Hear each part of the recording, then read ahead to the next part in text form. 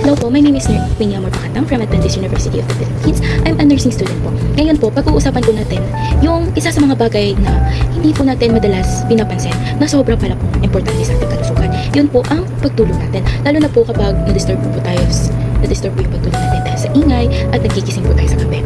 Bakit po ba mahalaga ang pagtulog? Alam niyo po ba? Habang natutulog po tayo, ang katawan po natin ay nagre-recharge ng sarili niya.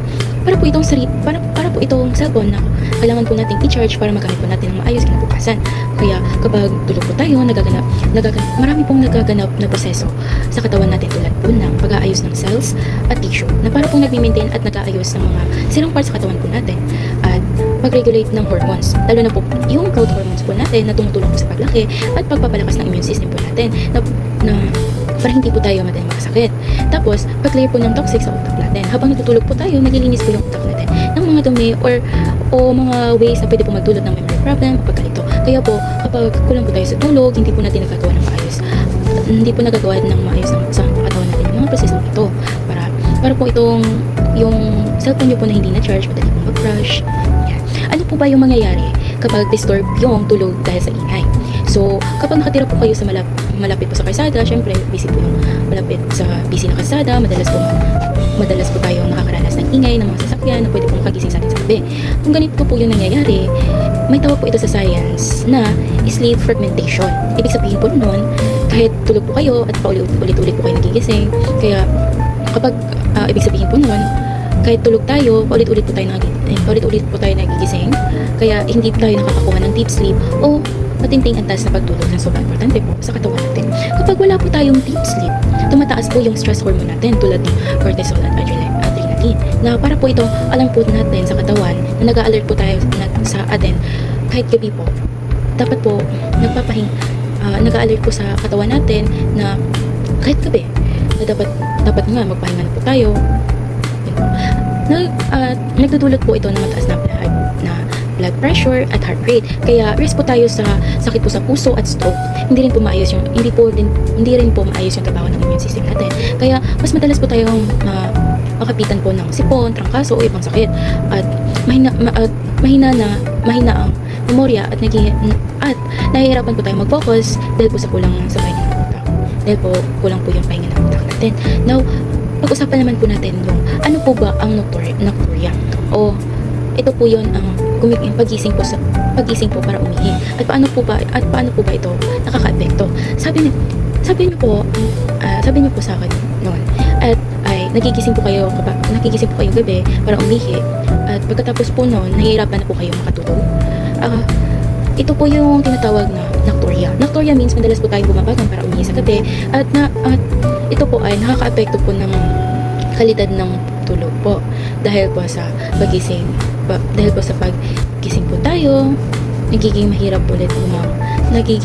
ulit bumalik po sa pagtulog sa deep sleep niyo po. Yun po. Kapag nagigising po tayo, hindi po nahihirapan na po tayong bumalik sa deep sleep.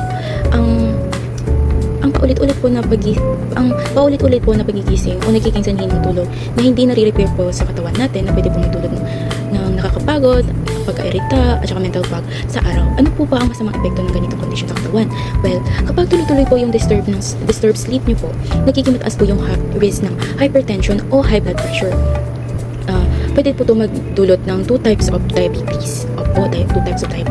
Dahil po, nagiging hindi stable yung blood sugar control niyo po.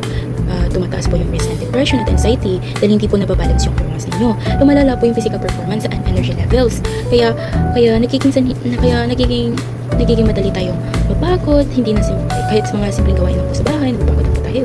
At pag-usapan naman natin po para anong pwede natin gawin para mapabuti po yung tulog ninyo. Hindi po natin basta-basta mababago yung ingay ng balat paligid pero may mga simpleng hakbang naman po ako na pwede natin gawin para po protektahan po yung ating tulog. Isa po doon na yung gumamit ng earplug para po ma-block yung ingay. Marami pong studies na nagpapakita po ng kahit simple lang po itong gawin pero malaki na po yung epekto po sa quality ng tulog natin. At maglagay po tayo sa bintana ng mga mabibigat po na kortina o yung mga soundproof curtains po na para mabawasan po yung mga external na tunog galing sa labas na maging sanhi ng paggising nyo at hindi na kayo makabalik ulit sa deep sleep nyo. At isa din po ang pagkakaroon ng regular na oras sa pagtulog at sa paggising. Importante po na consistent po tayo sa biological clock po natin. Tapos, limitahan po natin ang pag-inom ng tubig 2 to 3 hours po bago matulog para po mabawasan po yung paggising natin sa gabi o yung tinatawag po natin na nocturia. At isa din po sa paraan ang pag-relax bago po matulog. Pwede po tayo mag-meditate o mag-deep breathing po para bumaba po yung stress hormone level natin. At lastly, panatilihin pong malinis yung kwarto at komportable po. Tamang temperature po, mas maigi po malamig-lamig at dapat po madilim po yung lugar para makatulog po kayo ng maayos. Isa din po yun sa technique para makatulog po kayo ng malamig. Yung madilim po yung paligid. Ngayon po, bakit po ba mahalaga natin gawin ito?